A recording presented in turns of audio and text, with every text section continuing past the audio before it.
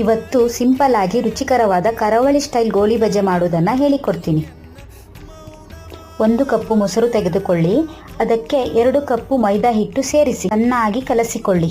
ನಂತರ ಅದಕ್ಕೆ 1 ಚಮಚ ಜೀರಿಗೆ, 1 ಚಮಚ ಶುಂಠಿ, ಸ್ವಲ್ಪ ಕರಿಬೇವು, 1 ಚಮಚ ಹಸಿಮೆಣಸು, 1 ಚಮಚ ತೆಂಗಿನಕಾಯಿ ಪೀಸು, 1 ಚಮಚ ಸಕ್ಕರೆ, ಅರ್ಧ ಚಮಚ ಅಡುಗೆ ಸೋಡಾ, ರುಚಿಗೆ ತಕ್ಕಷ್ಟು ಉಪ್ಪು ಹಾಕಿ ಚೆನ್ನಾಗಿ ಮಿಕ್ಸ್ ಮಾಡಿ ಸ್ವಲ್ಪ ನೀರು ಸೇರಿಸುತ್ತಾ ಹದ ಬರುವವರೆಗೆ ಕಲಸಿಕೊಳ್ಳಿ.